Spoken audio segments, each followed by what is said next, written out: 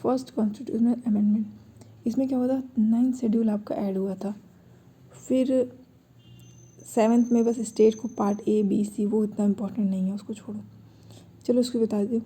7th amendment में क्या क्या गया था कि स्टेट को ऐसे कैटेगराइज कर, state part A B C है ना, ए बी सी हो गया। और फिर उसके क्या सीट ऑफ राज्यसभा और यूनियन ऑफ स्टेट, मतलब राज्यसभा, यूनियन और स्टेट लेजिस्लेचर जो भी है उसको रिलोकेट किया गया है ना। और फिर चेंज किया गया मतलब अपॉइंटमेंट, एडिशन, जज को, हाई कोर्ट और उनके जुरिडिक्शन वगैरह को। चलो 10th 12th 13 14 साथ में याद करेंगे क्योंकि कुछ कुछ सेम है। इन चारों में क्या किया गया, 11th नहीं है, 10 12 13 14, ठीक है। इन चारों में क्या किया गया था, सारे में स्टेट वगैरह को ही हमने इनकॉर्पोरेट किया था। फर्स्ट हम लोगों ने किया था इनकॉर्पोरेट दादर नागर हवेली को, है ना, दादर नागर हवेली। 12th में हमने किसको किया, inclusion of territories of Goa, Daman and Diu, ठीक है। उसका अगला हमने 13 है ना, 13 में क्या किया, 371A make provision of the administration of state of Nagaland, state of Nagaland, ठीक है, administration of state of Nagaland, मैं काफ़ी तेज़ बोल रही हूँ। 14 में जितना हमारा फ्रेंच वालों ने टेरिटरीज लिया था उसको हमने वापस लिया, जैसे पौंडीचेरी, कराईकल, माहे, यनम, इन सारे को हमने वापस लिया। और पौंडीचेरी को अब पुडुचेरी कहते हैं, उसको हमने लिया और उसको यूटी का मतलब जगह दिया। और हमने क्या किया, इसमें क्या किया, enabled the UT, Himachal Pradesh, Manipur, Tripura, Goa, Daman and Diu to इस लेजिस्लेचर काउंसिल। अब इसको हम लोग याद कैसे करेंगे, देखो मैं एक काम करते हैं, अल्फ़ाबेटिकली पहले डी आता है ना, फिर दादर नागर हवेली, लेकिन इसे दमन एंड दीव कन्फ्यूज़ नहीं होना, ठीक है। दादर नागर हवेली 10 में, 11th हमने वैसे भी कहा नहीं है। 12th में हमारे पास गोवा, दमन एंड दीव है। और 13 में आपका है नागालैंड का एडमिनिस्ट्रेशन, बट नागालैंड याद रखना क्योंकि वो मल्टीपल चॉइस में हो जाएगा, ठीक। 14 में फिर जो हमने फ्रेंच ने हमारी जो टेरिटरीज ले लिया था वो पता ही है, कराईकल, माहे, यनम, ये सारी, पौंडीचेरी वेरी इंपॉर्टेंट। हमने यहाँ तक 14 तक याद कर लिया, पता भी नहीं चला। अब 19 में चलते हैं। 19 में इलेक्शन कमीशन के बारे में था, उसमें कुछ कुछ चीज़ें अमेंड किया गया कि वो जब चाहे मतलब उसको पावर क्या है, अपॉइंट कर सकता है इलेक्शन ट्रिब्यूनल, ये वो क्या डिसाइड करना, वो सब इलेक्शन कमीशन से रिलेटेड है। अगला 21 को समझ लो, इसमें क्या था, सिंधी लैंग्वेज। अभी हमने सिंधी है ना, तो जो हमारे 8th शेड्यूल में सिंधी ऐड किया गया और सिंधी हमारा 15th रीजनल लैंग्वेज बना। अभी बहुत होंगे, 22 तक जाएंगे। अब 24 में क्या था, गोलकनाथ जो केस हुआ था 24 अमेंडमेंट में, उसमें कहता है कि 24 अमेंडमेंट कहता है कि जो गोलकनाथ केस था ना, उसमें क्या था कि पावर होना चाहिए, मतलब पार्लियामेंट को अमेंड करने की पावर होनी चाहिए, है ना, ये था। इवन कहता है, उसमें कहता है कि fundamental including fundamental right bye amending article 368, उसमें कहता है फंडामेंटल, और फंडामेंटल राइट को तो आप छू भी नहीं सकते, बस ये समझ लो, छू भी नहीं सकते। 26 में क्या है कि जो भी प्रिंसली स्टेट उसको सबको अबॉलिश कर दिया गया, एंड प्राइवी पर्सेस उन सबको अबॉलिश कर दिया गया। अगला 36 है, उसमें 36 में सिक्किम को फुल फ्लेज बना दिया, फुल फ्लेज स्टेट बना दिया, है ना, स्टेट बना गया सिक्किम। पता है ना कहाँ है मैप में, उसको एक बार मैप में रिकॉल कर लो, याद हो जाएगा। 38 में क्या हो गया कि ऑर्डिनेंस जो प्रेसिडेंट या फिर गवर्नर, उसको कोई चैलेंज नहीं कर सकता किसी भी कोर्ट वगैरह में। इमरजेंसी के टाइम जो ऑर्डिनेंस हम मतलब जो भी जारी करते हैं, उसको किसी कोर्ट में आप जाके वो नहीं कर सकते। इवन गवर्नर ने भी लगा दिया ना, आप उसे कोर्ट में जाके चैलेंज नहीं कर सकते हो।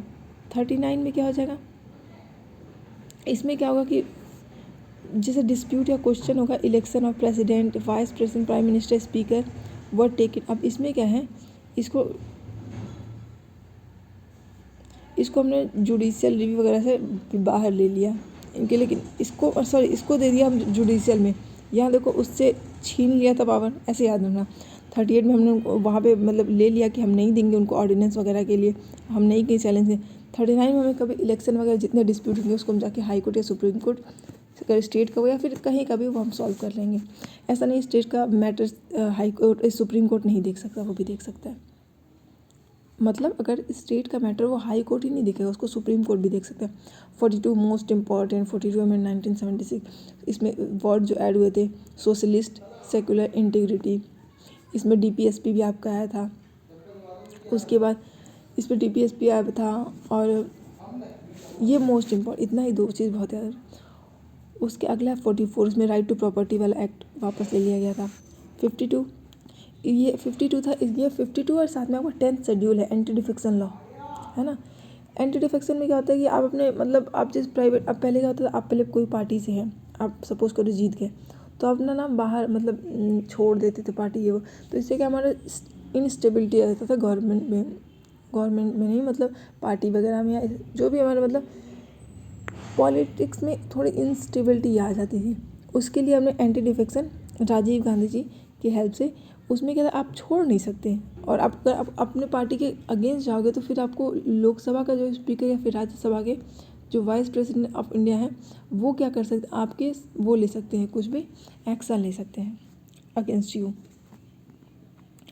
55 कॉन्स्टिट्यूशनल अमेंडमेंट बिल में क्या था, एक्ट में क्या था, सॉरी बिल नहीं, बिल एक्ट में बहुत डिफरेंस था। बिल को एक्ट बनने के लिए प्रेसिडेंट का सिग्नेचर का वो होता है नीड।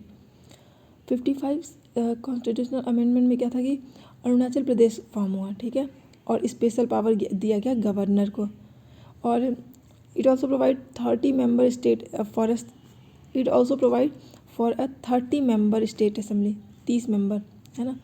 56 में क्या था, अब हमारा गोवा जो फुल फ्लेज स्टेट बन गया। पहले गोवा क्या था, लेकिन दमन वही रह गया, दमन एंड दीव आपका यूटी है। आप समझो ये आपका जो अमेंडमेंट 12 था, उसके बाद 56, वो दोनों सेम है। वहाँ पे वो यूटी बना, यहाँ पे आके कितने साल बाद, वो 62 था और ये 87 है, फिर जाके ये बन गया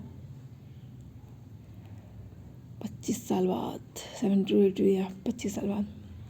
58 कॉन्स्टिट्यूशनल अमेंडमेंट में क्या, authoritative text of the constitution in Hindi was provided to the people of India, मतलब कॉन्स्टिट्यूशन हिंदी में दिया गया for the people of India. Next 61 में क्या था, वेरी इजी, इसमें क्या था कि हम लोग इलेक्शन का एज जो है 1988 में आया था 61 अमेंडमेंट। मैं कुछ के ईयर भी बता दूंगी ताकि इन केस कभी पूछा जाए तो आप लोग को आराम रहे। 61 में क्या था कि हम लोगों ने वो किया, एज का वोटिंग का एज 21 से 18 ईयर पे ला दिए। हम लोग को वोट 18 ईयर पे देने का ना राइट है, वो 61 अमेंडमेंट के ही थ्रू है। 62 में क्या हुआ, इसमें क्या जो हम लोग शेड्यूल कास्ट और शेड्यूल ट्राइब को जो हम लोग वो क्या कहते हैं, इस वो देते हैं ना, वो रिजर्वेशन या सीट जो रिजर्व जो रखते हैं उसको 10 साल के लिए और बढ़ा दिया गया। मतलब अभी हमारा 2000 AD तक पहुंच गया।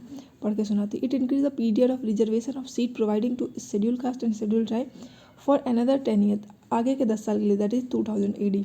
The reservation of the Anglo India through this through nomination in case of their inadequate representative was also extended. मतलब क्या था, जो हम लोग एंग्लो इंडिया को नॉमिनेट करते हैं उसको भी हमने और वो किया, इंक्रीज़ किया, वो भी 2000 AD तक पहुंच गया, साल नहीं AD। 65 में हमने national commission for schedule caste and schedule tribe के लिए with wide power was provided to the take care, एक नेशनल कमीशन बनाया, इसमें बहुत सारे पावर के साथ हमने national commission for schedule caste and schedule tribe and with wide power, बहुत सारे पावर दिए उनको। 69 वेरी इजी, दिल्ली को यूटी बना दिया, सॉरी यूटी का दर्जा दिया, बना क्या दिया उसको, उसका दर्जा दिया। 70 में आपका जो दिल्ली और पांडिचेरी है उनको electoral college of election of president, है ना। मुझे लग रहा है इसमें ये कह रहा है कि ये प्रेसिडेंट वगैरह इसको देखेंगे, वैसे भी प्रेसिडेंट देखते हैं क्योंकि जितने भी यूटी होते हैं उसको प्रेसिडेंट देखेंगे, दिल्ली यूटी है तो उसको देखेगा। तो आपका 61 वो एज के लिए हो गया। 69 और 70 साथ रखना, दोनों दिल्ली के लिए ही है। पहले वो दिल्ली को यूटी का दर्जा दिया, फिर यूटी के जो भी रूल्स होते वो तो फॉलो करना पड़ेगा ना, फिर वो 70 में आ गया। 71 में क्या है, अब ये आपका 21 का एक्सटेंसन है। 21 में आपने क्या किया था, सिंधी को लैंग्वेज में ऐड किया था। अब आपका 71 मतलब 50 साल बाद हमने और सारे लैंग्वेजेस को, जैसे मणिपुरी, कोंकणी, नेपाली, इन तीनों को भी 8th शेड्यूल में ऐड किया। 73 very important for every exam, Panchayati Raj. 73 Panchayati Raj की गारंटी करता है, इसमें बहुत सारे आर्टिकल हैं, 243 ए से ओ तक, ए टू ओ। ओके, पढ़ के सुनाओ। The institution of Panchayati Raj received constitutional guarantee and status and legitimacy in 11 schedule है ना, 11 शेड्यूल में है। अच्छा आप मुझे बता दो 10 शेड्यूल क्या है? आप कैसे बताओगे? आप लोग तो बोल ही नहीं सकते, मतलब आप लोग कमेंट डाउन कर सकते हो। तो आपको 52 जो था जो एंटी डिफेक्शन वो आपका 10 था, 11 73 और 74 आपका हो जाएगा म्यूनिसिपैलिटीज़। पढ़ के सुना दो। Provided for the constitution sanctity to municipalities and by inserting part 11A, part 9A containing 243P to 243ZG and the 12th schedule, ये 12th schedule वो 11th 12th schedule which deals with the item of municipality से deal करते हैं ये लोग। अगला मैं पढ़ती हूँ 79, ये भी इम्पॉर्टेंट है। ये पता है आपका जो उसके बाद का ही है, मतलब उससे आप मिला के याद कर सकते। 65 जो था ना उसमें 1990 में 65 नहीं आपका 62 था, रियली सॉरी 62 जो था 1989 में आया था। उसके 10 साल बाद 1999 में उसको फिर 10 साल के लिए एक्सटेंड कर दिया गया, जो भी सीट्स रिजर्व थी फॉर SC and ST, है ना। एंड एंग्लो इंडियन का भी वो इंक्रीज करेगा for 10 years, for next 10 years. अब आप हम लोगों को मतलब फ्रॉम इंडिपेंडेंस अब ये हो गया कितने साल तक? 60 ईयर, है ना।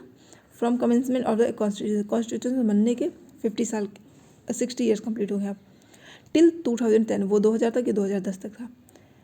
अब अगला 82 में आपका क्या होगा? The amendment restore the relaxation qualification and standard. This amendment restore the relaxation qualifying marks for the standard of evolution by, मतलब वो मार्क्स वगैरह जो भी SC and ST के लिए। वेरी गुड, ये दोनों साथ में आपको 79 और 82 साथ में याद रखना। अगर आपको फिर भी ना याद हो तो आप ऐसे भी याद कर सकते हैं कि 62 82 ऐसे भी याद कर सकते हो, है ना, 10 के बाद, और 70 आने वाले 10 साल बाद। 84 इसमें क्या बहुत सारी बातें, इसमें भी election of president, allotment of seat to the each state of Lok Sabha, कितनी सीट किस लोकसभा को अलॉट करेंगे, ये वो division of state in territories Lok Sabha, ऐसी चीज़ें। 91 कॉन्स्टिट्यूशन, मतलब इसमें भी बहुत सारी चीज़ें हैं, सारे मैं यही बोल रही हूँ क्योंकि है लास्ट वाले में ना इंपॉर्टेंट भी, इसलिए ज़्यादा कुछ बताने को हो जाता है। 91 में क्या होता है कि आपका जो कैबिनेट है ना, कैबिनेट को जो है उसको 15% से ज़्यादा एक्सीड नंबर में नहीं कर सकते, है ना। मेंबर ऑफ जो भी कैबिनेट ऑफ या फिर काउंसिल ऑफ मिनिस्टर आपके हैं वो 50% ज़्यादा नहीं, इधर आपका स्टेट में देखो या फिर आपको सेंट्रल में देखो, दोनों में, ठीक है। अगर आप एक पार्टी में हो तो दूसरे पार्टी में आप नहीं जा सकते, या फिर आपको एक पार्टी छोड़नी पड़ेगी, ठीक है। और चीफ मिनिस्टर किसी भी स्टेट का, स्मॉलर स्टेट का, shall not be less than 12 in number, ठीक है। 92 में चलते हैं। 92 फिर से 4 लैंग्वेज, मतलब कहाँ 21 में लैंग्वेज ऐड किया गया हमने, 21 से उसके बाद 50 साल बाद 71, अब जल्दी से ऐड हो रहा है नंबर 92, है ना। 21 साल बाद 81 and 21 after 92 amendment. 4 new language, Bodo, Dogri, Maithili, Santhali, ये 4 न्यू। अब हमारे 22 लैंग्वेज कंप्लीट हो गए भैया।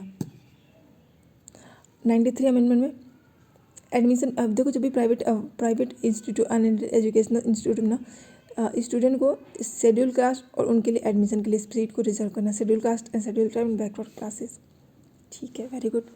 94 कॉन्स्टिट्यूशनल अमेंडमेंट में क्या 2006 में क्या होगा? बिहार फ्रॉम द, पहले सबसे पहले बिहार ने इसको, फिर आगे चले MP, उड़ीसा, अब तो उड़ीसा ने भी इसको एक्सेप्ट कर लिया है, बहुत सारी स्टेट ने एक्सेप्ट कर लिया। इसमें क्या है? चार्ज फॉर ट्राइबल वेलफेयर, है ना। इसमें क्या है? ट्राइबल वगैरह के वेलफेयर के लिए, चार्ज के लिए एक आपका charge for tribal welfare who may be also additional, who may be in additional be charge in of welfare of scheduled caste and backward classes in Bihar, Madhya Pradesh, Orissa. इसमें क्या था? एक वेलफेयर, चार्ज वेलफेयर के लिए ये 94 अमेंडमेंट बनाया गया, एक ट्राइब, ताकि हम लोग ट्राइबल के वेलफेयर, मतलब ट्राइबल को हार्म ना पहुँचाए, उनको उनकी चीज़ें मिलें, क्योंकि बहुत सारी चीज़ें ना होती हैं उनके लिए लेकिन उन तक पहुँच नहीं पाती, तो उसके लिए बिहार ने इनिशिएटिव लिया कि हम लोग उन तक वो चीज़ें पहुँचाएंगे और वो चीज़ें वेरी गुड थिंग। 95 में क्या होगा? 95 में एक्सटेंडेड, फिर वो जो हमारा अभी आपने इसको कैसे याद करोगे?